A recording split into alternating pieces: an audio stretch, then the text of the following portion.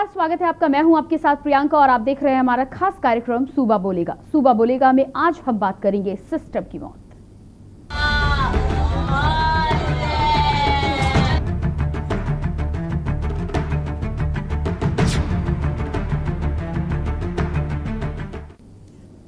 उत्तर प्रदेश में मरीज की जान की अहमियत शायद बची ही नहीं, क्योंकि डॉक्टरों को सेल्फी का शौक है और विधायक को फोटो खिंचाने का।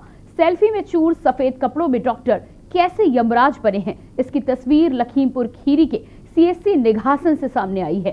सत्ता के सिंहासन पर बैठे सरकार को अपने विधायकों की ये करतूतें आखिर क्यों नहीं दिखाई देती।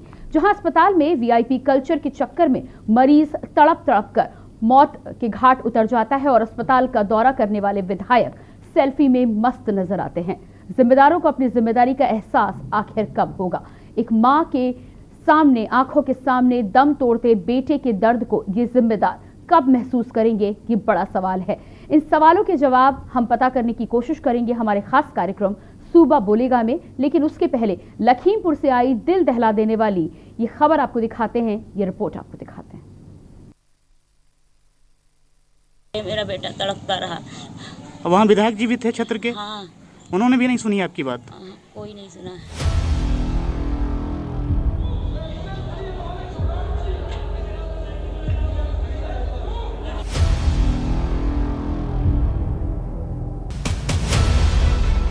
लखीमपुर खीरी की सीएचसी निघासन में एक ऐसा नजारा सामने आया है, जहां बीजेपी विधायक शशांक वर्मा अस्पताल की व्यवस्था देखने के लिए वहां पहुंचे तो उनके चाहने वाले उनके साथ फोटो खींचने में इतना व्यस्त हुए कि करीब ही एक नौजवान दर्द से तड़पता रहा और उसकी बेबस मां अपने बच्चे की मदद के लिए गुहार लगाती रही।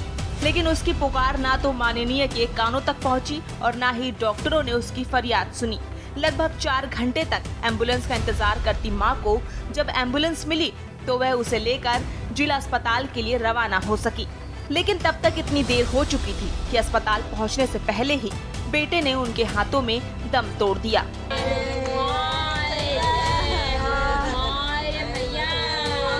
उन्होंने कहा बिफर कर दिया, जी। पर्चा बना दिया, कहा इसको ले जाओ। तो मैंने कहा सर एम्बुलेंस करवा दो, कैसे ले जाएंगे? उसने कहा अपनी निजी गाड़ी कीजिए। एम्बुलेंस नहीं मिली काफी समय तक? मिली, फिर 4 घंटे के बाद में एम्बुलेंस मिली। 4 घंटे तक आप वहीं बैठे रहे? वहीं बैठे रहे, मेरा बेटा तड़पता रहा। वहाँ विधायक जी भी थे क्षेत्र के? हाँ। उन्होंने भी नहीं सुनी आपकी बात? कोई नहीं सुना। कहाँ मौत हुई है फिर इसे लड़के की? रास्ते में। अस्पताल नहीं पहुँच पाया? नहीं पहुंच पाया। घटना यूपी के लखीमपुर खीरी की सीएचसी निघासन की है, जहां बीजेपी विधायक पटेल शशांक के सामने उनकी मौजूदगी में ये दिल दहलाने वाली घटना वजूद में आई।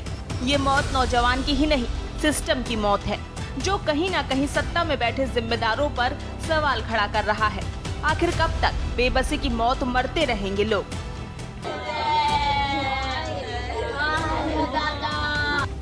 ये पहला ऐसा दृश्य है जो सामने आ गया है लोगों को, तो लोग इस चीज़ को देख रहे हैं कि ये अपनी नाकामी छुपाने के लिए ऐसे कई ऐसे दृश्य हैं जो जनता के सामने नहीं आए हैं। और मैं एक बात कहना चाहता हूं कि आप क्षेत्रीय विधायक थे तो आपकी जिम्मेदारी बनती है, जिस सीएचसी पे आप खड़े थे उस वहाँ पे आपको मरीजों का हालचाल लेना चाहिए था कि ना कि सेल्फी खिंचानी चाहिए थी। और आप नाकामी छुपाते रहिए। कोरोना काल में आपने मदद नहीं करी लोगों की, घर से निकले नहीं, क्योंकि आप आरामदेह में रहे, हमेशा आरामगाह में रहे और आप बाहर जनता के लिए कभी संघर्ष नहीं किया। एक और बुजुर्ग माँ अपने बेटे को लेके अस्पताल के फर्श पे पड़ी हुई थी और विधायक जी का वहाँ होना, उसके बावजूद भी डॉक्टरों से बात ना कर कर उनको जिला अस्पताल रेफर नहीं कराना, ये सरकार की विफलता दिखाता है। कहीं ना कहीं 4 घंटे से मेरी जानकारी में था कि 4 घंटे से वहाँ पे माँ गुहार लगा रही थी डॉक्टरों से, क्षेत्रीय विधायक से, कि उसके बेटे को एम्बुलेंस की व्यवस्था करा दी जाए। लेकिन वहाँ पे सरकारी एम्बुलेंस की व्यवस्था ना होने की वजह से घटना हुई। माँ जो है रो रो कर कह रही है, उसके सामने उसका बेटा तड़प रहा है, विधायक जी फोटो सेल्फी खिंचवा रहे हैं। ये इतना अमानवीय है कि इसे जो है जितनी भी निंदा की जाए ये कम है। विधायक जी को उसकी ज़रा भी तरस नहीं आया उस बच्चे पे, उसकी लेस मात्र कोई व्यवस्था नहीं की, ना एम्बुलेंस की व्यवस्था करवाई, ना उसकी इलाज की कोई मदद करवाई और अपना वो फ़ोटो खींचते रहे। इस तरीके की घटनाएं और भी जनपद में पूरे जो है विधायकों और सांसदों के द्वारा आई हैं। ये बीजेपी का बहुत ही चेहरा और चरित्र उजागर करने वाला एक संदेश है। लखीमपुर में स्वास्थ्य महकमे की ये तस्वीर पहली नहीं है। यहाँ पहले भी कहीं अस्पताल गेट पर मां अपने बच्चे को जन्म दे देती है, तो कहीं अस्पताल गेट पर ही गर्भवती दम तोड़ देती है। यहाँ कोरोना काल में हजारों लोग ऑक्सीजन और स्वास्थ्य सेवाओं की कमी के चलते दम तोड़ देते हैं। लखीमपुर खीरी से के न्यूज इंडिया के लिए आमिर रजा की रिपोर्ट।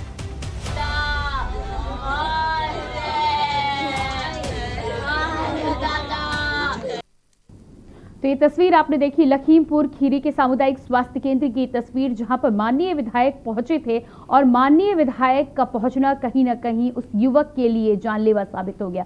एक तरफ जहां जिम्मेदारी होनी चाहिए थी विधायक के साथ ही साथ तमाम डॉक्टर्स की, वहां के मेडिकल स्टाफ की, कि सबसे पहले मरीज की देखरेख की जाती, किसी तरह उसके लिए एम्बुलेंस का इंतजाम किया जाता, तो वहीं दूसरी तरफ हमने यहां पर देखा कि अपनी जिम्मेदारी से मुंह मोड़कर वो तमाम ही जिम्मेदार अधिकारियों के साथ ही माननीय विधायक जी भी सेल्फी खिंचवाने में मस्त नजर आए। कहीं ना कहीं ये जो कल्चर है सेल्फी का, ये आज एक मरीज की मौत का जिम्मेदार हुआ है। आगे आने वाले समय में न जाने कितने लोग इसकी भेंट चढ़ेंगे। इसको लेकर हम बातचीत करेंगे, चर्चा करेंगे और जानेंगे कि आखिर इस तरह की स्थितियां कब तक बनी रहेंगी, कब तक जिम्मेदार अधिकारियों से लेकर जिम्मेदार विधायक, सांसद और जनता के जनप्रतिनिधि जनता के जीवन के साथ खिलवाड़ करते रहेंगे।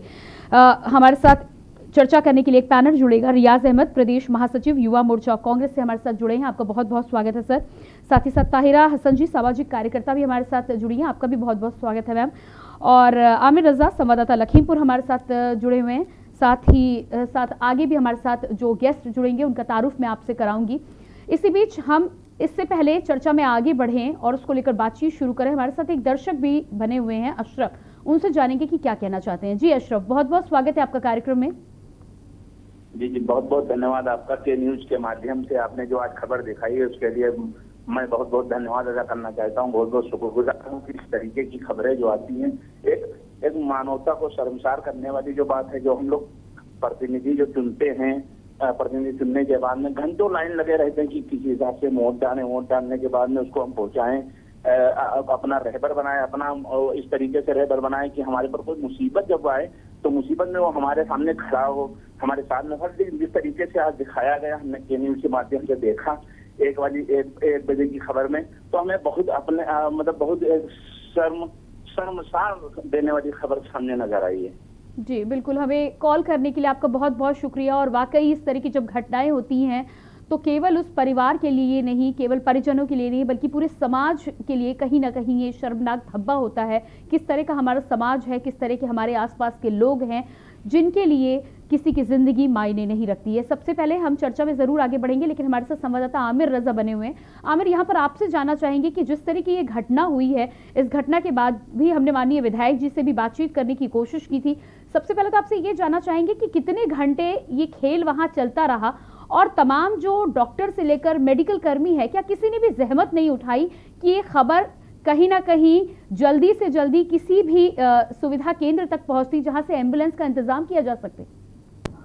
जी आपको बता दें कि जब घटना हुई थी तो निघासन में घटनाक्रम हुआ था, लड़ गई थी। वहां पर जो मरीज थे उनको वहां लखीमपुर भेजा जा रहा था। इसी दौरान ये जो वहां पर हॉस्पिटल में ये एक लड़का जो दर्द से करा रहा था, किसी वजह से इसको चोट लगी थी, ब्लीडिंग इसकी हो रही थी और इसकी देखरेख के लिए डॉक्टर्स लगे भी थे। लेकिन अचानक विधायक है, क्षेत्रीय विधायक, वो वहां पर पहुंचे, शशांक वर्मा, और उनके वीआईपी कल्चर जो डॉक्टर थे, जो स्टाफ था, वो मरीज को छोड़कर और जो वहां पर विधायक जी माननीय जी उनके पहुंचे, उनके लिए आगे पीछे दौड़ने लगा। यही वजह है कि लापरवाही इस मरीज के साथ में हुई और आनंद फानंद में ये कह के मरीज को किनारे कर दिया गया, फर्श पे किनारे कर दिया गया कि आप प्राइवेट डॉक्टर प्राइवेट एम्बुलेंस मंगवा कर आप लखीमपुर जाइए, आपको रेफर कर दिया जा रहा है, आपको एक पर्चा दे दिया जा रहा है। लेकिन वो चूंकि गरीब परिवार के लोग थे, वो सक्षम नहीं थे कि प्राइवेट एम्बुलेंस ला कर वो उसको ले जाते हैं। हम आपको बता दें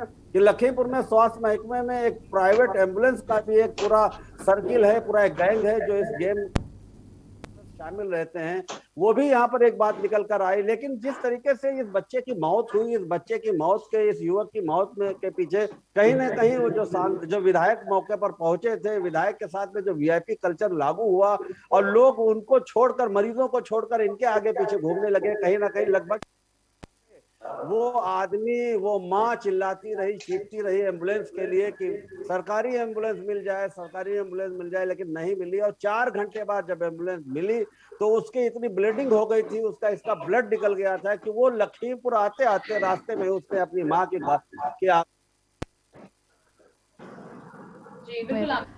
रुक करेंगे। रियाज आपसे जानना चाहेंगे कि जिस तरह से ये घटना सामने आई है, तमाम दावे सरकारें करती हैं और उसके बाद न जाने कितने सपने दिखाए जाते हैं, लेकिन ज़मीनी हकीकत में जब इस तरह की घटना सामने आती है तो न केवल अस्पताल प्रबंधन बल्कि समाज के साथ ही साथ सरकार के मुंह पर भी कहीं ना कहीं कालिक लगती है कि चाहे कितनी भी कोशिश कर लिया जाए, दावे कितने भी कर लिया जाए, लेकिन ज़मीन पर जो हकीकत होती है वो कुछ और ही नज़र आती है। क्या कहना है आपका?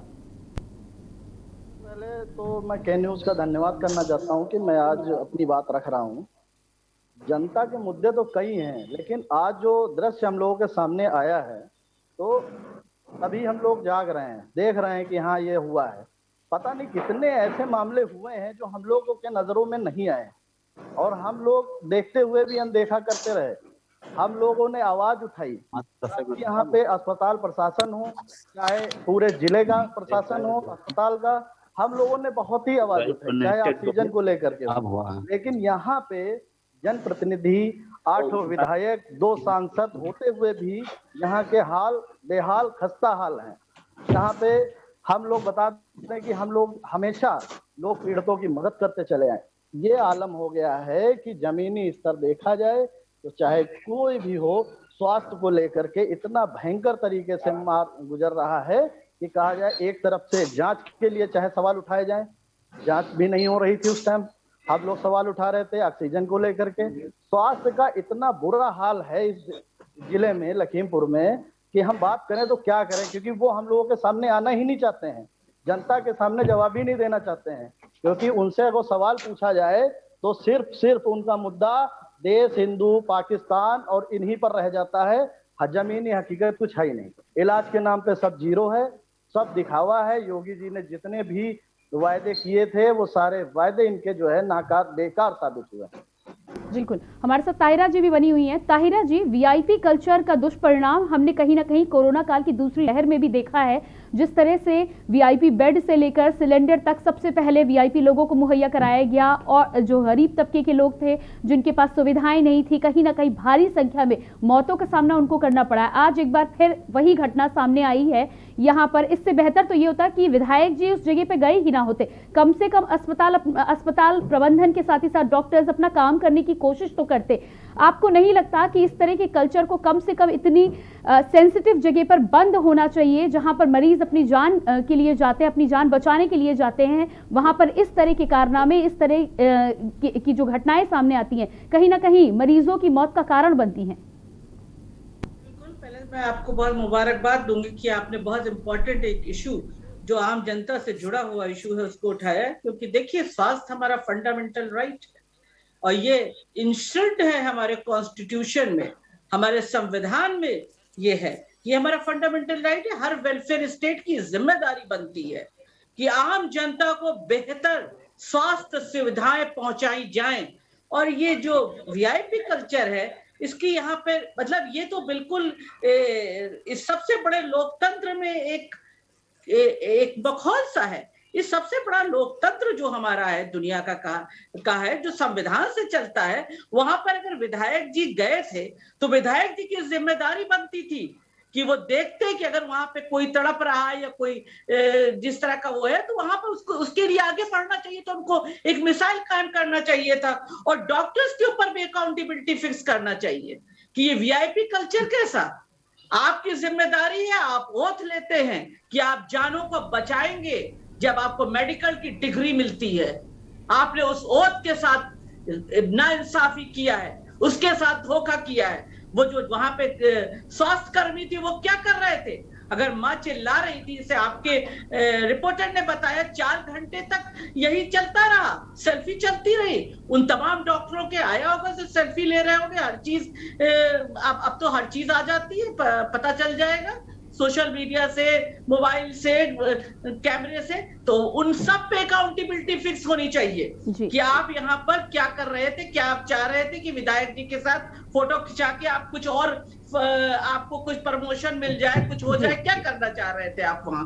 आप एक जी बिल्कुल, ताहिरा जी आपके पास वापस लौट कर आएंगे। हमारे साथ हमारे प्रधान संपादक दुर्गेन चौहान जी भी जुड़े हुए हैं और इस मुद्दे पर, नमस्कार सर सबसे पहले, और इस मुद्दे पर जिस तरह से हम बातचीत कर रहे हैं, जिस तरह से ये घटना सामने आई है, एक तरफ अस्पताल प्रबंधन की लापरवाही तो हम साफ तौर पर देख पा रहे हैं, लेकिन जिस तरह से माननीय विधायक जी का दौरा यहाँ पर उल्टा ही युवक की जान पर खिलवाड़ बनकर सामने आया है। वीआईपी कल्चर की जब हम बात करते थे तो हमने बहुत बार देखा है, कोरोना काल में भी बेड से लेकर वेंटिलेटर से लेकर दवाइयों और रेमडेसिविर की जो खेप है वो सबसे पहले वीआईपी लोगों तक पहुंचती थी। आम आदमी दर दर भटकता रहा, ना जाने कितने लोगों ने अपनी जान गंवाई है।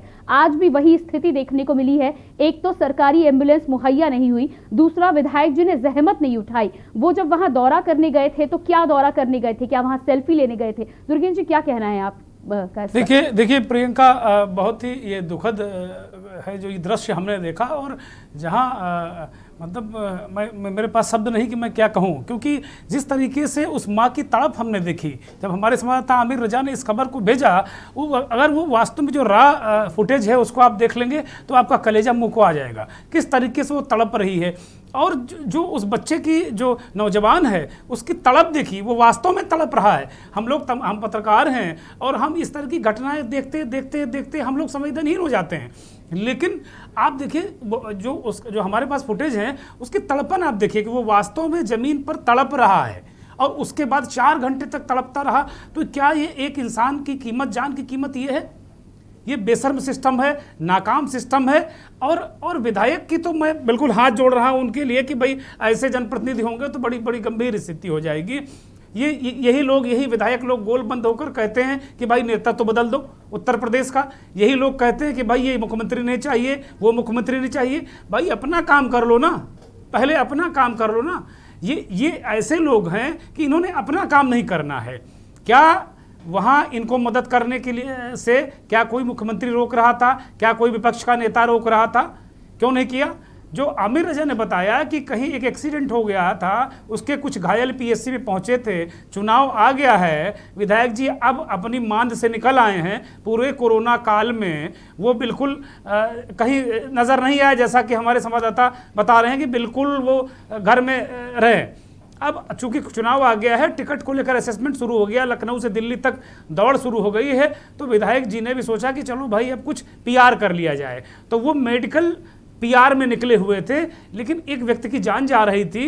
ये बहुत गंभीर मसला है। अगर इसको आप देखें, जो नज़रिए 2-3 नज़रियों से आप इसको देखें कि एक तरफ सेल्फी और एक तरफ तड़पन, बड़ा गंभीर मसला है। प्रियंका, इस पर हम बात करेंगे, तमाम दर्शक भी आ रहे हैं, तो मुझे लगता है पहले दर्शकों को सुना जाए। जी बिल्कुल, सबसे पहले हमारे साथ दिलशाद जी जुड़े हुए हैं। दिलशाद जी से जानना चाहेंगे क्या कहना चाहते हैं। दिलशाद जी, क्या मेरी आवाज़ आप तक पहुँच पा रही है?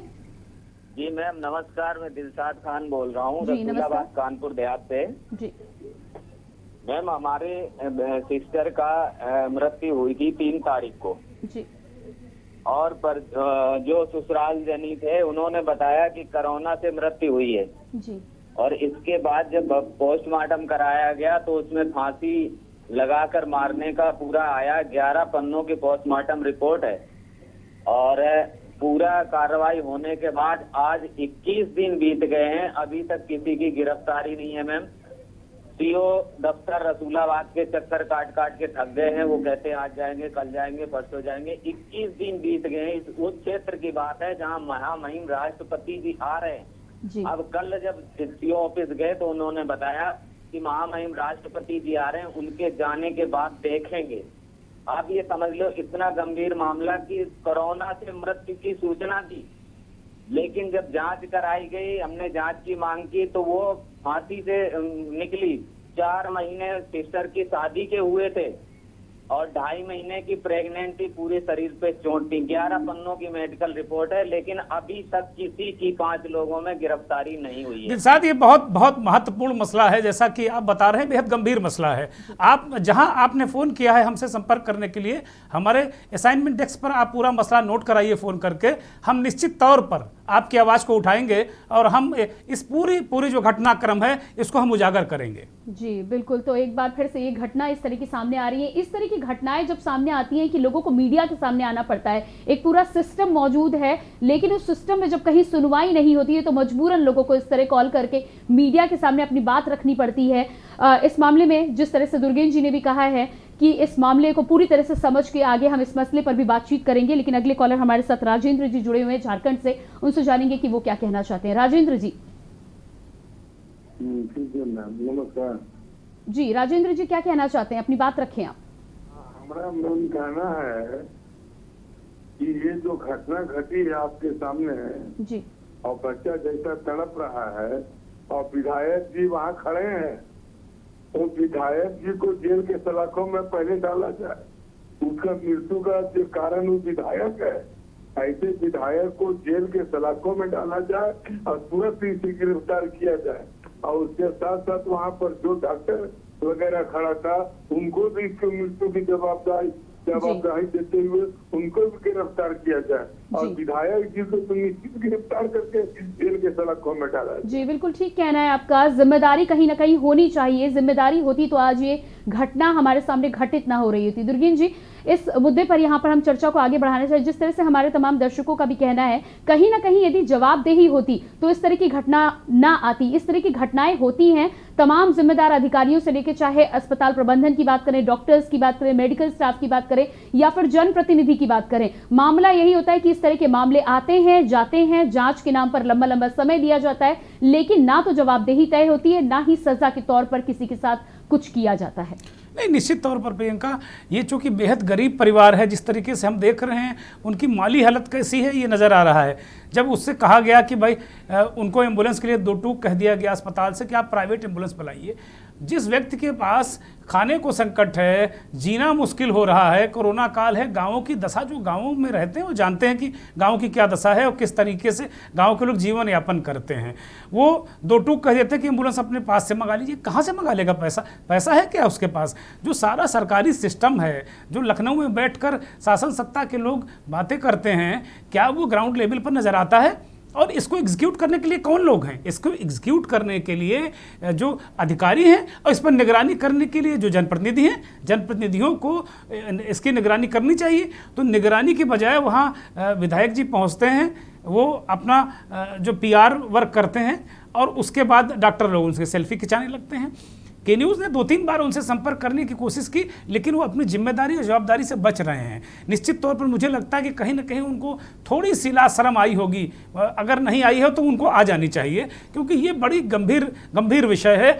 और ये भारत ही है कि जहाँ एक जान की कीमत नहीं है, कोई इंसान तड़प कर मर गया, उसकी कोई कीमत नहीं है। अब अन्य जगह देखिए, अगर अमेरिका का एक नागरिक कहीं फंस जाता है तो पूरी सरकार एक पैर पर खड़ी हो जाती है। इजराइल का एक नागरिक कहीं फंस जाता है, हम बात पर इजराइल की बात करते हैं कि भारत इजराइल क्यों नहीं हो जाता साहब। तमाम मुद्दों पर उसको हम आइडियल मान लेते हैं, लेकिन इन जिम्मेदारियों में क्या हमको इजराइल नहीं होना चाहिए? क्या अमेरिका की तरह हमको बहुत सजग नहीं होना चाहिए अपने नागरिकों के प्रति? तो बड़ी गंभीर बात है। और विधायक जैसा व्यक्ति अब जाके दरवाजे वो वोट मांगने के लिए तो तैयार हो गए, लेकिन कोरोना काल में गायब रहे। और ये जो विषय हम लेकर आए हैं, ये बहुत गंभीर विषय है कि एक व्यक्ति की जान चली गई। आप कल्पना कीजिए प्रियंका, हम और आप उस जगह अपने आप को रखें और फिर देखें, अगर उसकी माँ की जगह हम अपने आप को रखें, उसके परिवार वालों की जगह हम आपको रखें, कोई पूछने नहीं गई है। लाचार वो जो परिवार, वो बिल्कुल परेशान है और उसका व्यक्ति चला गया दुनिया से, जो एक अर्निंग मेंबर था। अब उसके जीवन कैसे चलेगा, उसका खाना कैसे चलेगा, कैसे परिवार चलेगा, इन सब बातों का कोई पूछने वाला नहीं है अभी तक। अब अगर हम आमिर रजा से कहेंगे पड़ताल करके वो जाएं और गांव में जाकर बताएं कि क्या स्थिति है उस परिवार की, क्या उसके पास खाने को है, क्या उसके परिवार के व्यक्ति की मरने के बाद कोई मुआवजा मिला है, क्या वहाँ के डीएम कलेक्टर या एसडीएम या अमीन तहसीलदार या कोई कानून गो लेखपाल कोई गया है उसके घर? तो 100% कोई नहीं गया होगा, लोगों को मरने के लिए छोड़ दिया गया है। जी बिल्कुल। इसके साथ ही साथ हमारे साथ अगले कॉलर भी लाइन पर जुड़ चुके हैं, जानेंगे क्या कहना चाहते हैं। जी बहुत बहुत स्वागत है आपका, अपना नाम बता दें आप। जी फराज जी क्या कहना चाहते हैं? जो आप लोग दिखा रहे हैं कि बेचारे विधायक जी खड़े हुए हैं और बहुत ही बेचारे गरीब आदमी की बहुत ही तड़प रही है। कितनी अफसोस की बात है कि देखते हुए भी किसी को शर्म नहीं आनी चाहिए, प्रशासन को बहुत कुछ होना चाहिए। जी बिल्कुल ठीक कहना है आपका। फिलहाल हमें कॉल करने के लिए आपका बहुत बहुत धन्यवाद फराज। कर्णिका अगली कॉलर हमारे साथ लाइन पर जुड़ गई हैं हरदोई से। कर्णिका जी। हेलो जी स्वागत है आपका, अपनी बात रखें आप। मैम वैक्सीन लगाने के बाद हम एसी के कमरे में बैठ सकते हैं? जी वैक्सीन को लेकर हम इस समय बातचीत नहीं कर रहे हैं, उसके लिए आप ऑफलाइन जानकारी ले सकती हैं। फिलहाल हमारे कार्यक्रम में हम एक घटना को लेकर बातचीत कर रहे हैं जो कि लखीमपुर में घटी है। लखीमपुर में इस घटना को देखने के बाद हमारे तमाम दर्शकों के साथ ही साथ उन तमाम लोगों का दिल कहीं ना कहीं पसीज उठा है जो कहीं ना कहीं समाज के प्रति अपने आप की कुछ जिम्मेदारी रखते हैं। लेकिन क्या कहें उन माननीय विधायक को, क्या कहें उस मेडिकल स्टाफ को, क्या कहें उस डॉक्टर को जिसके आगे एक मरीज की जान की कीमत से ज्यादा कीमत एक सेल्फी की है, फोटो खिंचवाने को लेकर है। इस तरह का रवैया किस तरह और कब तक चलता रहेगा, ये बड़ा सवाल है और उस पर जवाब देने वाला कोई सामने नहीं आता। इस पर हम बातचीत करेंगे, चर्चा को आगे जरूर बढ़ाएंगे, लेकिन उससे पहले रुकेंगे एक छोटे से ब्रेक के लिए।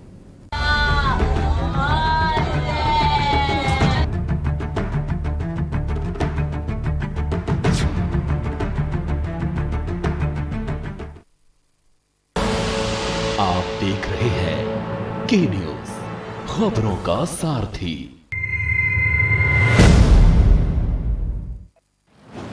पापा को, मम्मी को, दादा को, दादी को, चाचा को, चाची को, मामा को, मामी को, कोरोना को हराना है, टीका जीत का लगवाना है।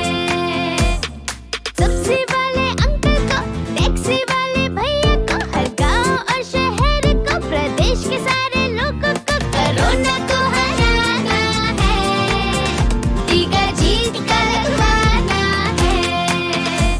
कोरोना का हो खेल खत्म, खुल के जिए भविष्य में हम, आओ सब ये ले कसम, आओ सब ये ले कसम, कोरोना को हराना है, टीका जीत का लगवाना है।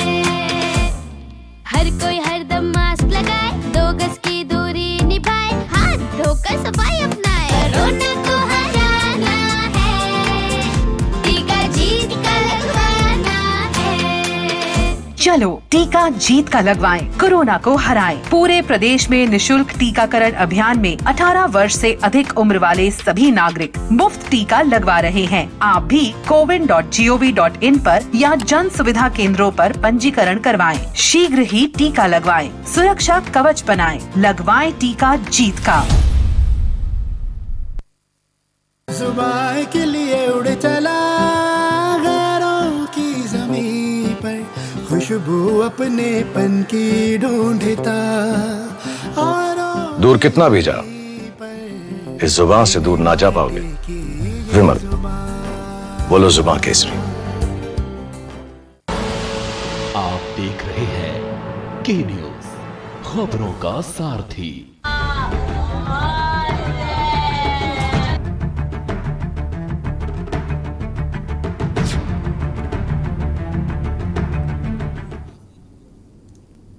ब्रेक के बाद एक बार फिर से आप सभी दर्शकों का बहुत बहुत स्वागत है कार्यक्रम सूबा बोलेगा में। सूबा बोलेगा में आज हम बात कर रहे हैं लखीमपुर खीरी की एक घटना को लेकर, जहां पर एक युवक की तड़प कर मौत हो जाती है और उसी सामुदायिक केंद्र पर, उसी स्वास्थ्य केंद्र पर माननीय विधायक जी सेल्फी में मशगूल रहते हैं, सेल्फी में मस्त रहते हैं। और ना केवल अकेले बल्कि पूरा हॉस्पिटल का स्टाफ उनके वीआईपी कल्चर के साथ उनके सम्मान को आगे बढ़ाने में कहीं ना कहीं लगा रहता है और उसकी वजह से युवक को अपनी जान गंवानी पड़ती है। उसी को लेकर हम बातचीत कर रहे हैं, चर्चा कर रहे हैं और देखना यह है कि कितना दुखद है ये हर कोई इसको लेकर कहीं ना कहीं महसूस कर रहा है, इस दर्द को, इस दुख को, लेकिन वहां अस्पताल में मौजूद एक भी व्यक्ति इस घटना को लेकर जागा नहीं और युवक को समय पर एम्बुलेंस मुहैया नहीं हो पाई। सबसे पहले आगे बढ़ेंगे और हमारे साथ सुभाष कॉलर जुड़े हुए हैं, उनसे जान लेंगे कि क्या कहना चाहते हैं। सुभाष जी, बहुत बहुत स्वागत है आपका। हाँ जी, अपनी बात रखें, आप क्या कहना चाहते हैं? मैं तो कहना चाहता हूँ कि एक आदमी नहीं मरा है।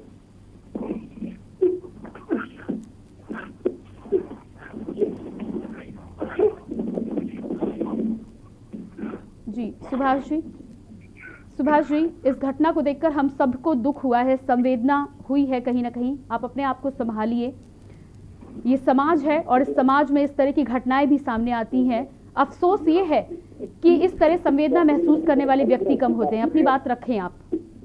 चाहते हैं मेरे भाई को ऐसे ही मार दिया गया, डेड बॉडी नहीं दी थी, पुलिस ने ऐसे ही बहाने मिलाए, पुलिस ने इस तरह से बहाने मिलाए, अब कोई देखने वाला नहीं था, आज तक डेड बॉडी नहीं मिली। ये एक आदमी ने मरा है, इसके में ऐसा लग रहा है दादी भी है, माँ भी है, बहू पत्नी भी है, बच्चे भी, कितने लोग मरे इसके साथ। ये अभी किसी और भी आदमी से होता तो दुनिया इसके में आगे खड़ी हो जाती। आज किसी को 10 लाख, किसी को 50 लाख, गरीब आदमी चप्पल हवाई चप्पल में बैठे हुए हैं, कोई नहीं है इनका। मैं टीचिंग से रिटायर हुआ अभी 3 साल पहले, अगर अंडर में मेरे बच्चे टाइप होते मार मार कर भेज देता है। इनके विधायक भी जो है उनको सस्पेंड कर जॉब में काम नहीं करने दिए इस तरह के लोगों को, क्योंकि सिस्टम हमारा खराब है। कोई आदमी कांग्रेस के हैं, कोई बीजेपी के हैं, हर एक को देख लिया हमने, कोई किसी का नहीं है। समझ जाति के तो बिल्कुल ही नहीं है, मतलब समझ जाति की बात नहीं कहनी चाहिए। ये मानवता की बात है। इस तरह से तड़प रहा वो आदमी, ऐसा लग रहा है कि मेरा भाई मर गया है। जी बिल्कुल ठीक कहना है सुभाष जी आपका। संवेदनशीलता जिसके अंदर बची है वो जरूर इस दर्द को महसूस कर सकता है, लेकिन हम क्या कहें उन लोगों को जिन लोगों को जिम्मेदार पदों पर बिठाया जाता है। ये संवेदनशीलता यदि उन लोगों में होती तो इस तरह की घटनाएं समझ में देखने को ना मिलती। हमें कॉल करने के लिए बहुत बहुत धन्यवाद। और इसी बीच हमारे साथ रफ़ी अहमद उस्मानी सपा पूर्व राज्य मंत्री भी जुड़े हुए हैं। आपका बहुत बहुत स्वागत है कार्यक्रम में। आपके पास ही आएंगे रफ़ी जी। और जिस तरह की ये घटना सामने आई है, बार बार सवाल यहाँ पर यही उठता है कि सबसे पहले तो हम बातचीत करते हैं जिस तरह की स्वास्थ्य सुविधाएं भारतवर्ष में होनी चाहिए वो उपलब्ध नहीं है, और जहाँ कहीं थोड़ी बहुत स्वास्थ्य सुविधाओं के नाम पर डॉक्टर, मेडिकल कर्मी उपलब्ध भी हैं, वो भी अपनी जिम्मेदारियों को ठीक से निर्वहन करते नजर नहीं आते। इनकी कोई जवाबदेही नहीं है, ना ही इन पर कोई निगरानी रखने वाला है। और साथ ही साथ जो उस जगह के जनप्रतिनिधि होते हैं वो कहीं ना कहीं उन्हें समझाने की बजाय, उन्हें राह दिखाने की बजाय उल्टा उन्हें अपने कार्यों से भटकाते हुए नजर आते हैं। क्या कहना है आपका? देखिए, ये घटना जो है बहुत ही निंदनीय है और हम लोग लगातार सरकार से मांग करते रहे कि आप हॉस्पिटल में सुविधाएं बढ़ाइए, एम्बुलेंस बढ़ाइए, जो पैरामेडिकल स्टाफ है उसको बढ़ाइए, डॉक्टर्स को बढ़ाइए, लेकिन इस सरकार के ऊपर कोई जो है असर नहीं हो रहा है, क्योंकि इनकी मानसिक संवेदनाएं जो है वो शून्य हो गई हैं। इसलिए ये लगातार इसी तरीके के कृत्य कर रहे हैं। अभी 2-3 दिन पहले एक 8 वर्ष की बच्ची के साथ रेप करके उसकी हत्या कर दी जाती है, मुलजिम आज तक नहीं गिरफ्तार हुए। उससे पहले भी वहाँ एक घटना हो जाती है। लगातार जो है इस तरीके की घटनाएं घट रही हैं, लेकिन जो है प्रशासन भी संवेदनहीन है और जो सरकार है वही संवेदनहीन है। जब सरकार की मंशा ही गरीबों, मजलूमों, कमजोरों के प्रति ठीक नहीं है तो इसका क्या किया जाए? और इसमें जिम्मेदारी तय करनी चाहिए सरकार को कि किस स्तर पे जो है ये हुआ है। आज बहुत ही विकट परिस्थिति है। अभी हम लोगों ने जन सूचना अधिकार के तहत जो जानकारी मांगी है जी, तो जो मौतों का आंकड़ा आया है वो कोरोना से बहुत कम आया, और जो जन सूचना अधिकार के तहत जो जानकारी मांगी गई उससे कई गुना ज्यादा। तो ये सरकार जो है इसका विश्वास नहीं है, इसमें कोई वो नहीं है, और ये लोग लगातार ऐसी घटनाएं कर रहे हैं। अब इनको जो है जनता ही 2022 में उखाड़ फेंकेगी, तभी इनका कुछ भला हो सकता है। जी बिल्कुल। दुर्गेन जी यहाँ पर आपके पास आएंगे। जिस तरह की बात यहाँ पर रफ़ी जी ने रखी है कि कहीं ना कहीं संवेदनहीनता हो चुकी है, सिस्टम जो है पूरी तरह से शून्य हो चुका है संवेदनशीलता के मामले में, और जिम्मेदारी तय होनी चाहिए। आपसे यहाँ पर ये जानना चाहेंगे कि जिम्मेदारी किस तरह की तय होनी चाहिए? यदि इस तरह की घटनाएं होती हैं तो हमने कहीं भी कभी देखा नहीं है कि किसी को सजा मिली हो।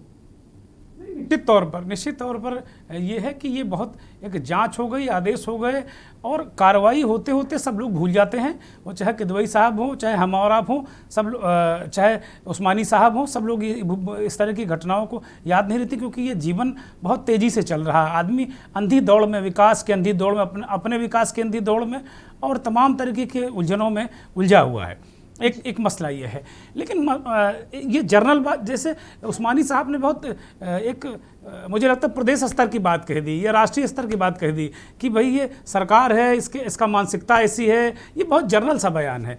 उस्मानी साहब वहाँ स्थानीय नेता हैं, मंत्री रहे हैं और बड़े ही जिम्मेदार व्यक्ति हैं। जहाँ तक मैं जानता हूँ, मेरी नज़र में बहुत जिम्मेदार व्यक्ति हैं। इस पर्टिकुलर घटना पर बात करनी चाहिए। क्या उस्मानी साहब को इस पूरी घटना की जानकारी है? और है तो क्या समाजवादी पार्टी के लोगों ने क्या डीएम से मिलकर ये कहा है कि भाई वो डॉक्टर विधायक के साथ सेल्फी खिंचवा रहे थे और एक आदमी मर गया? जब पिन पॉइंट पार्टिकुलर घटना विशेष पर अगर बात होगी तो मेरा अपना मानना है कि प्रियंका कोई भी सरकार जी, और मैं ये बिल्कुल मानने को तैयार नहीं हूँ। मैं ये बिल्कुल मानने को, एजेंडा अलग हो सकता है सरकारों का कि अखिलेश यादव की सरकार उसका अलग एजेंडा, मायावती की सरकार उसका अलग एजेंडा, नरेंद्र तिवारी की सरकार उसका अलग एजेंडा और योगी आदित्यनाथ की सरकार उसका अलग एजेंडा। कुछ एजेंडे हो सकते हैं 30%, वो वोट बैंक के लिए हो सकते हैं, वो धर्म कर्म के लिए हो सकते हैं, वो हम कह सकते हैं उस्मानी साहब के शब्दों में कि भाई वो लोगों को भड़का रहे हैं, बरगला रहे हैं। लेकिन 60-70% कोई भी सरकार नहीं चाहती कि उसके यहाँ कोई ऐसी घटनाएं हो, अनरेस्ट हो। अब नीचे निगरानी करने की जिम्मेदारी किसकी? अगर सत्ता पक्ष का विधायक सेल्फी खिंचवा रहा है और एक व्यक्ति तड़प तड़प कर मर रहा है तो उस्मानी साहब ने क्यों गला नहीं पकड़ लिया अब तक जाके पीएससी या सीएमओ का? वो तो मंत्री है ना, मंत्री रहे हैं, आज नहीं है, कल फिर उनकी सरकार आएगी। तो मुझे लगता है कि जब उनकी सरकार आएगी तो हो सकता है उस्मानी साहब कोई घटना और ये गरीब याद भी ना रहे, वो भी लपालप बत्तियों में घूमते हो, शायद फिर मंत्री बन जाएं और फिर घूमते रहें।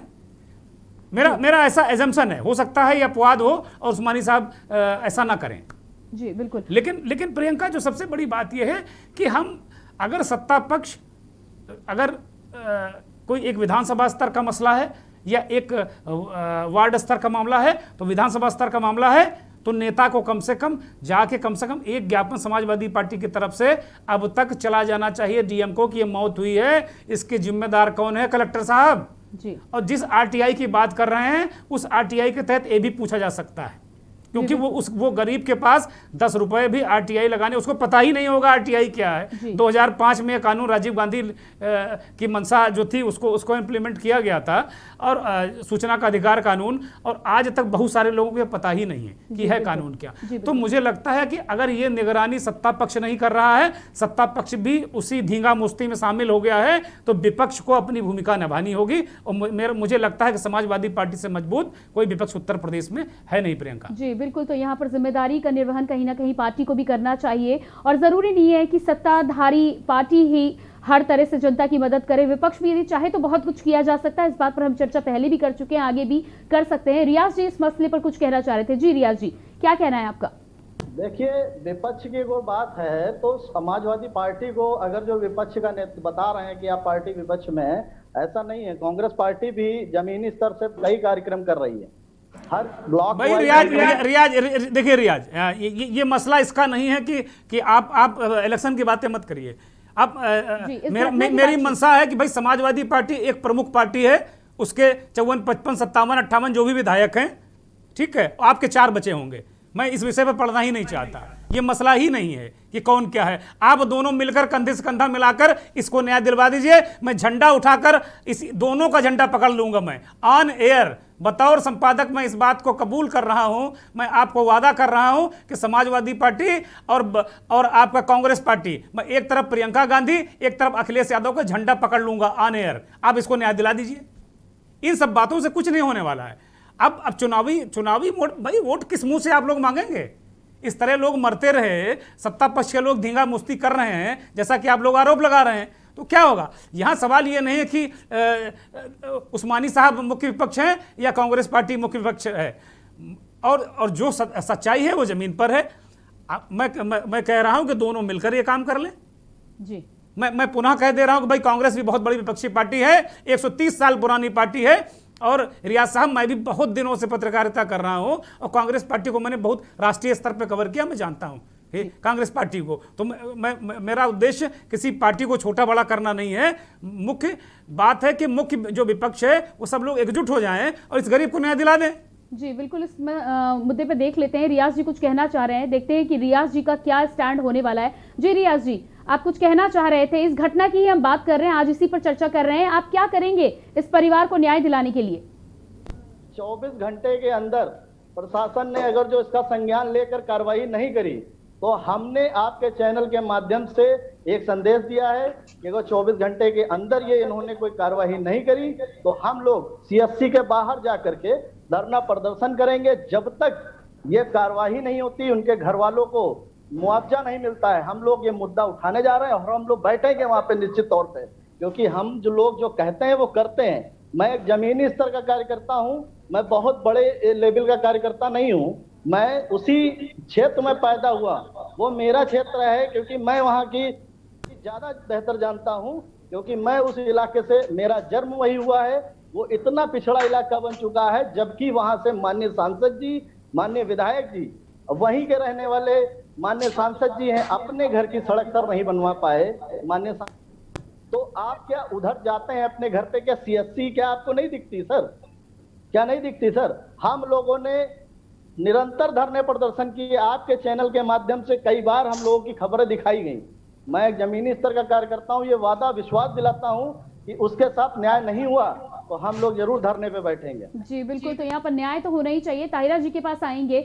मुआवजे की जो बात कही गई है, मुआवजा तमाम घटनाओं में लोगों को दिया जाता है, कहीं ना कहीं घटना हो जाने के बाद लीपापोती कर ली जाती है और मुआवजे के तौर पर कहीं ना कहीं उस मुद्दे से पीछा छुड़ाने की बात सामने आ जाती है। हमारा सवाल के न्यूज के माध्यम से यहाँ पर यह है कि इस तरह की घटनाएं समाज में जब होती हैं और ना जाने यदि यही लापरवाही बनी रहेगी तो आगे लंबे समय तक इस तरह की घटनाएं चलती रहेंगी समाज में। हमारा सवाल यहाँ पर यह है कि जिम्मेदारी तय क्यों नहीं की जाती? उस सामुदायिक, उस अस्पताल के डॉक्टर की जिम्मेदारी यहाँ पर तय होनी चाहिए, जो जिम्मेदार है उस अस्पताल को चलाने के लिए, वहाँ के मरीजों को देखने के लिए सबसे पहले जिम्मेदारी वहाँ पर होनी चाहिए। उसके बाद अस्पताल प्रबंधन की होनी चाहिए, उसके बाद स्वास्थ्य विभाग की होनी चाहिए और उसके बाद विधायक की भी होनी चाहिए। ताहिरा जी क्या कहना चाहती हैं, क्या कुछ किया जा सकता है इस कल्चर में बदलाव लाने के लिए? पहले भी कहा था, मैं बार बार इस बात को कह रही हूँ कि सबसे बड़ा लोकतंत्र जो संविधान से चलता है, वहां पर ये जो हेल्थ सर्विसेज है, स्वास्थ्य, ये हमारा फंडामेंटल राइट है। ये हाशिया के समाज को, हर एक जन को जो इस देश का नागरिक है उसे मिलना चाहिए। सिर्फ मुट्ठी भर अमीरों की बपौती नहीं है स्वास्थ्य सेवाओं पे, और यहाँ पर अकाउंटेबिलिटी फिक्स होने की बात होनी चाहिए। मुआवजा, एक माँ की गोद उजड़ गई है, वहाँ पे कितने लोगों को जो लाइवलीहुड है वो खत्म हो गया है, और यहाँ सिर्फ मुआवजे से क्या काम चलने वाला है? एक जान चली गई है। क्या सिर्फ अमीरों के ही बेटे होते हैं? क्या सिर्फ पैसे वाले ही दर्द को महसूस करते हैं? गरीबों का कोई दर्द नहीं है। यहाँ सिर्फ मुआवजे की बात नहीं है, यहाँ बात यह है कि अकाउंटेबिलिटी फिक्स की जाए। जिसे मैंने पहले भी कहा था, वो डॉक्टर जो 4 घंटे सेल्फी ले रहे थे बेशर्मी के साथ, वहां के स्वास्थ्य कर्मी, स्वास्थ्य विभाग और ये विधायक जिनको कोई हक नहीं है कि अब इनको टिकट दिया जाए। अगर ये इतने संवेदनहीन है कि इनको ये दिखता नहीं है कि वहां पे इन्होंने डॉक्टरों से ये नहीं पूछा कि 4 घंटे तो हमारे साथ सेल्फी ले रहे हो, आखिर वहां मरीज होंगे, इनको कौन देख रहा है? वो जो इलाका है पिछड़ा इलाका है जैसे बता रहे, तो जाहिर है फिर वहां पे जो मरीज आया है वो सीरियस कंडीशन में भी होंगे, महिलाएं भी होंगी, उनको देखना चाहिए कि वहां सेल्फी लेना चाहिए। ये विधायक की जिम्मेदारी थी। और एक बात यहाँ पे बैठे हुए समाजवादी और कांग्रेस के दोनों नेताओं को समझना चाहिए कि लोकतंत्र तभी होता है जब विपक्ष मजबूत होता है। अगर अपोजिशन मजबूत है तो वो लोकतंत्र को खाद पानी देकर और मजबूत करता है। तो जाहिर है कि विपक्ष को इस समय अपनी भूमिका में ये नहीं कि जब मीडिया ने उठा दिया तो विपक्ष जो एकदम जाग गया और हाथ पैर फेंकने लगा। विपक्ष को इससे पहले भी समझना होगा कि स्वास्थ्य सेवाएं और शिक्षा ये फंडामेंटल राइट है, लाइवलीहुड, इसके लिए क्या किया जाए, जनता के लिए उसके बीच में जाएं और उसके बीच में काम करें। मैं अभी भी बड़ी साफ गोई से कह रही हूँ कि विपक्ष उस तरह से काम अभी भी जनता में नहीं जा पा रहा है जिस तरह से विपक्ष को जाना चाहिए। विपक्ष को और भी लैस होना चाहिए, मजबूत होना चाहिए और आगे बढ़ना चाहिए। मेरी शुभकामनाएं कांग्रेस भी है और समाजवादी पार्टी के लिए भी है। जी बिल्कुल ताहिरा जी, आपका ठीक कहना है, लेकिन दुखद बात यहाँ पर यही है, भारतवर्ष की राजनीति में दुखद बात यही है कि ये तमाम मुद्दे घटनाओं के साथ तो उठते हैं, लेकिन जब मुख्य तौर पर चुनाव का समय आता है तो कहीं ना कहीं राजनीतिक ध्रुवीकरण से लेकर तमाम सांप्रदायिक मुद्दे हावी होते हुए नजर आते हैं। एजुकेशन की हम बात कर लें, स्वास्थ्य की हम बात कर ले, सिस्टम की हम बात कर ले, ये तमाम मुद्दों पर बातें होती हैं, चर्चा होती है, लेकिन जमीनी हकीकत में ना वोटर इन पर ध्यान देता है, ना राजनीतिक पार्टियां ध्यान देती हैं और ना ही राजनेता इस पर ध्यान देते हैं। इस मुद्दे को और गहराई से समझने के लिए एक बार फिर से आमिर रजा का रुख करेंगे। आमिर, आपसे ये जानना चाहेंगे कि जब आप सामुदायिक स्वास्थ्य केंद्र की बात करते हैं, इस मुद्दे को समझने का यहाँ पर प्रयास करते हैं, कोई भी सामुदायिक स्वास्थ्य केंद्र होता है, माना यह जाता है कि फर्स्ट एड से लेकर जरूरी सुविधाएं कम से कम पहली प्राथमिकता तौर पर जब मरीज वहां पर आएगा तो उसको जो पहला इलाज है वो उपलब्ध होना चाहिए। क्या वजह थी कि वहां पर इलाज ना देकर उससे पहले ही रेफर कर दिया जाता है और एक दर्द को लेकर या जिस घटना की वजह से युवक को जो दर्द हो रहा था, माना जा रहा है कि कोई घटना हुई थी, आपसे जानना चाहेंगे क्या घटना थी, गहराई थी, क्यों वहां पर पहले उसको डॉक्टर के द्वारा देखने की कोशिश नहीं की गई? कि लखीमपुर की एक परंपरा है, यहाँ पर रेफर की परंपरा है। यहाँ पर मरीज के साथ में डॉक्टर्स कोई पेन लेना नहीं चाहता है। डॉक्टर्स यहाँ पर सिर्फ पर्चों की संख्या बढ़ाते हैं। अगर हम बात करें लखीमपुर मुख्यालय की, तो आप इमरजेंसी को छोड़ दीजिए, इमरजेंसी में भी अगर हम आपको बात करें तो यहाँ पर अगर 100 मरीज आते हैं, जो जरा सा भी सीरियस होता है, डॉक्टर के पास एक बहाना होता है कि हमारे कंडीशन हमारी अपनी हैसियत से ज्यादा है, इसको लखनऊ ट्रामा सेंटर रेफर कर दें। यही वजह है कि लखनऊ यहाँ से लखीमपुर से ट्रामा सेंटर के बीच में सैकड़ों मौतें होती हैं हर महीने में। यही नज़ारा लखीमपुर के PSC और CHC का है। जो ग्रामीण क्षेत्र के जो डॉक्टर्स हैं, ये डॉक्टर्स डिस्ट्रिक्ट अपने हॉस्पिटल में जहां इनकी तैनाती है वहां पर तो चंद घंटे ही बैठते हैं, इसके अलावा ये लोग सब मुख्यालय भाग आते हैं। ये अधिकारियों की जो कार्यशैली है, यही वजह है कि वहां पर OPD में ये लोग सिर्फ पर्चों की संख्या बढ़ाते हैं। 20 मरीज देख लिया, 100 मरीज देख लिया, 200 मरीज देख लिया, और किसी मरीज को उपचार अगर मिल रहा है कि नहीं मिल रहा है, प्रॉपर उपचार होना चाहिए। यही चीज इसमें भी आई जब यहाँ पर इसके कंडीशन थोड़ी खराब हुई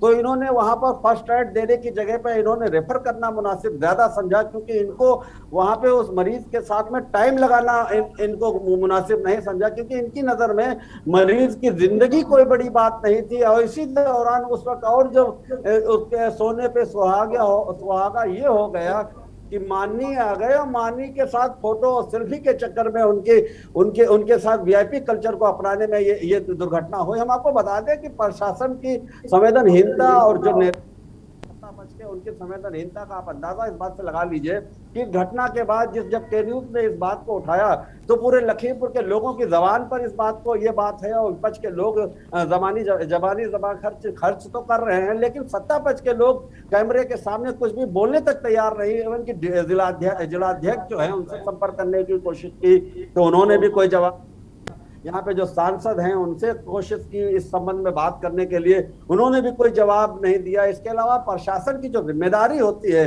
कि जो दुर्घटना हुई है इसमें जिलाधिकारी की पहली जिम्मेदारी है। तो हम आपको बता दें कि इतना शर्मनाक शब्द वहां से मिला है कि उन्होंने कहा कि इस तरीके की किसी की घटना के बारे में जानकारी ही नहीं है। इसके अलावा स्वास्थ्य महकमे की बात करें तो स्वास्थ्य महकमे में जब सुबह के न्यूज मौके पर पहुंची तो यहाँ पर डिस्ट्रिक्ट हॉस्पिटल में ये तो जरूर कहा गया कि फला नाम है, ये यहाँ पर आए थे, ये डेथ आए थे, इनकी शक्ल, इनका जो शरीर था वो उसमें ब्लड नहीं था, नीला पड़ गया था। लेकिन इस पर जो इतनी देर में ये मौत हुई इसकी कोई भी लिखापढ़ी न CMS के स्तर तक की गई, न CMO के स्तर तक की गई, न ये जानने की कोशिश की कि इस मरीज की हिस्ट्री क्या था, किस वजह से ये मौत का शिकार हुआ। बस ये कह दिया गया कि ये लखीमपुर में जब उतरा तो ये मृत्यु उतरा था। ऐसे में कहीं ना कहीं प्रशासन और सत्ता पक्ष के लोगों की जो बात है, जो कार्य वो उजागर हो रही है। हमने पहले भी कहा कि यहाँ पर जो CMO है वो भ्रष्टाचार में इस कदर लिप्त है कि जब कोरोना काल था तो डिस्ट्रिक्ट हॉस्पिटल में सैकड़ों लोग मरते थे, PSC CHC बंद कर दी गई थी।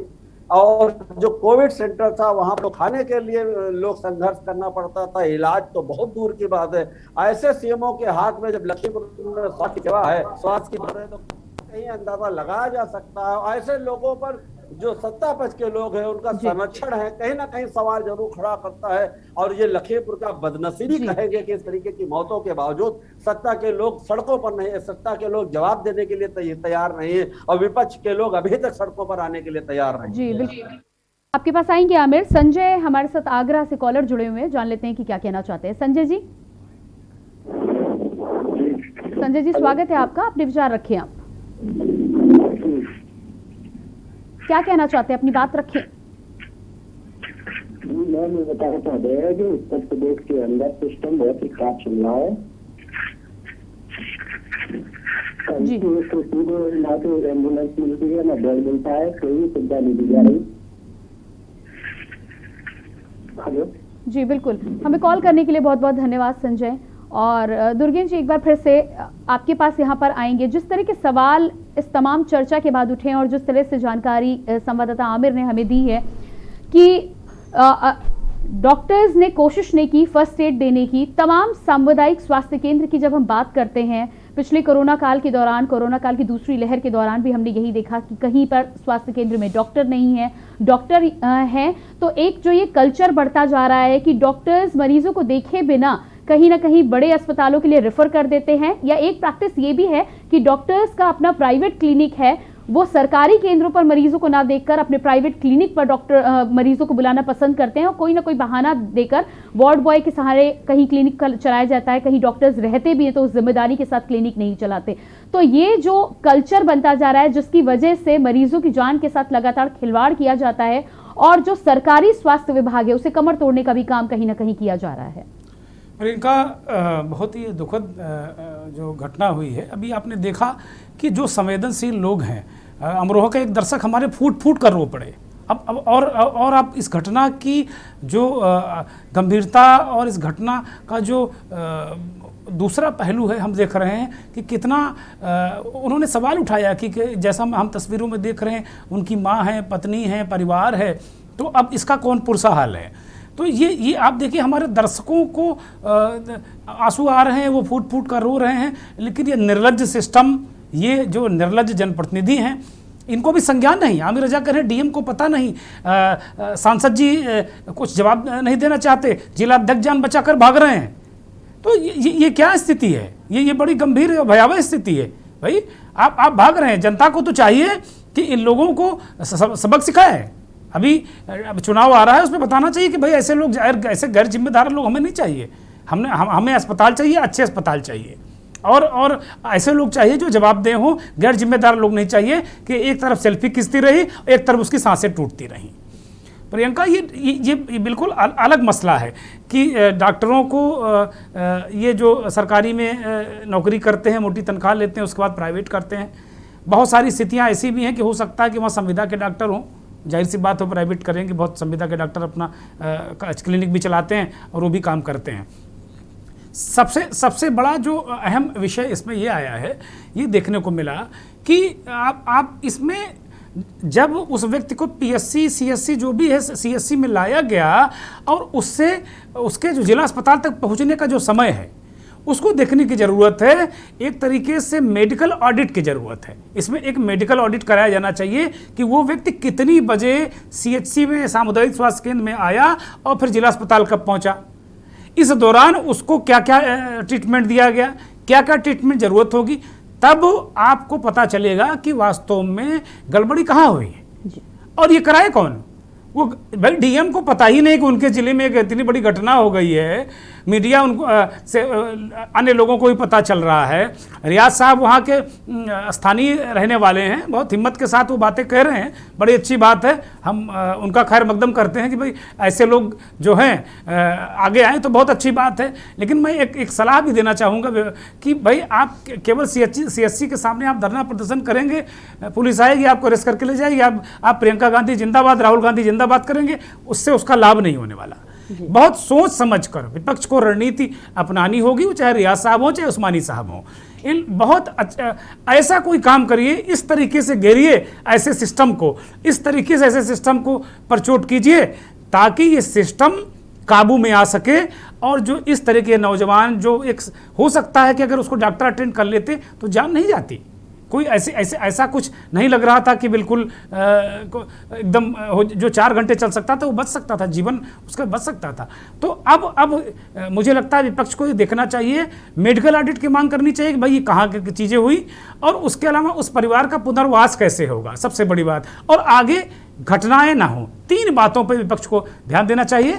बाकी मुझे लगता है कि जो विद्वत जन हैं, जो हमारे विपक्ष के लोग हैं, वो समझदार लोग हैं, बहुत पढ़े लिखे लोग हैं, वो चीज़ों को देखेंगे। हम अपने सहयोगी आमिर रजा से ज़रूर कहेंगे कि इस मुद्दे को छोड़ना नहीं है आमिर, इस मुद्दे को हम आगे तक ले जाएंगे, इस पे रोज हम कुछ ना कुछ जरूर करेंगे, जब तक उस व्यक्ति को न्याय ना मिल जाए हम पीछा छोड़ने वाले नहीं हैं। जी बिल्कुल। तो यहाँ पर हम सभी का ध्येय यही होना चाहिए कि ये जो घटना सामने आई है, इस घटना पर सिर्फ चर्चा न करके हम कहीं ना कहीं इस घटना से सबक लें कि आगे इस तरह की घटनाएं ना हो। और दूसरी बात, उस परिवार को जिस न्याय की गुहार है, वो परिवार जो न्याय चाहता है, वो न्याय उसे कम से कम किसी भी माध्यम से, चाहे वो किसी राजनेता के माध्यम से मिले, चाहे विधायक के माध्यम से मिले, चाहे किसी जनप्रतिनिधि के माध्यम से मिले, चाहे हमारे चैनल के माध्यम से मिले। आप सभी का हमसे जुड़ने के लिए बहुत बहुत शुक्रिया। दुर्गेश जी आपका बहुत बहुत शुक्रिया, ताहिरा जी आपका बहुत बहुत शुक्रिया, आमिर आपका बहुत बहुत शुक्रिया, रियाज जी आपका बहुत बहुत शुक्रिया, और साथ ही साथ रफ़ी जी आपका हमसे जुड़ने के लिए बहुत बहुत शुक्रिया। एक बार फिर से अपने दर्शकों को यहाँ पर बताना चाहेंगे कि लखीमपुर की ये जो घटना सामने आई है, इस घटना ने सबके दिल में कहीं ना कहीं झकझोर कर रख दिया है। कहीं ना कहीं संवेदनशीलता लोगों में खड़ी हुई है, लेकिन संवेदनशीलता केवल उन्हीं में दिखाई दे रही है जो समाज के साथ अपनी जिम्मेदारी को महसूस करते हैं। ये संवेदनशीलता उन तमाम लोगों में भी होनी चाहिए जो पदों पर जिम्मेदार बैठे हुए हैं, जिनके माध्यम से इस तरह की घटनाएं रोकी जा सकती हैं। बड़ा सवाल ये है कि आखिर वो समय कब आएगा जब इनकी जिम्मेदारी तय होगी, और वो समय कब आएगा जब लोगों की सांसें ज़्यादा अहमियत रखेंगी, ना कि बेकार के काम, ना कि सेल्फी और इस तरह की VIP कल्चर। हमारे आज के कार्यक्रम में इतना ही। बाकी खबरों के लिए आप लगातार बने रहिए के न्यूज़ इंडिया के साथ। मुझे दीजिए इजाजत, नमस्कार।